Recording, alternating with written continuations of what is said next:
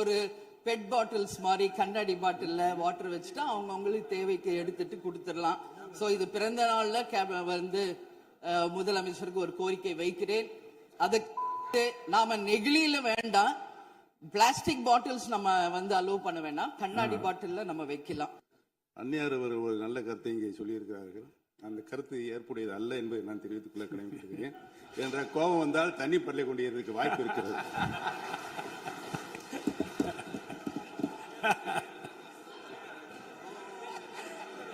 உறுப்பினர் பேசலாம்.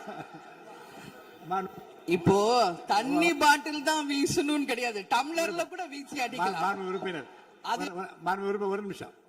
தலைவர் அவர்களே, நம்முடைய மாண்புமிகு முன்னாள் முதலமைச்சர் அண்ணன் ஓபிஎஸ் அவர்கள் ஒரு நிலையை குறிப்பிட்டு அதை எரிவதற்கான தண்ணி பாட்டில் எரிவதற்கான வாய்ப்பு இருக்கிறது என்று சொன்னார்கள். ஒருவேளை அவருடைய தனிப்பட்ட அனுபவத்தின் காரணமாக அதை அவர் இங்கே குறிப்பிடுறாரா என்பதை நான் அறிய விரும்புகிறேன்.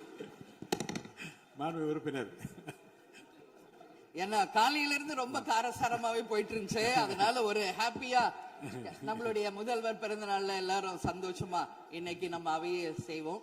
சோ பாட்டில் தான் வீசணும்ன்றது இல்ல, வன்முறைக்கு வேண்டும் என்றால் இங்க எவ்வளவோ இருக்கு, எது வேணாலும் வீசலாம். பட் நம்ம எண்ணம் அது கிடையாது. நிச்சயமாக தண்ணீர் என்றாலே பிரச்சனை தான் போல இருக்கு. அது காவேரி தண்ணீரா இருந்தாலும் டாஸ்மாக் தண்ணீரா இருந்தாலும் அது ஒரு பிரச்சனையா தான் இன்னைக்கு மக்கள்கிட்ட இருக்கு. நான் இவங்க குறுக்கிட்டதுனால 7வது முறையா நான் ஏந்திரிச்சிருக்கிறேன். மாண்புமிகு பேரவைத் தலைவர்களே, 8வது முறை நம்ம உறுப்பினர்கள்லாம் கமெண்ட் அடிக்கிறாங்க.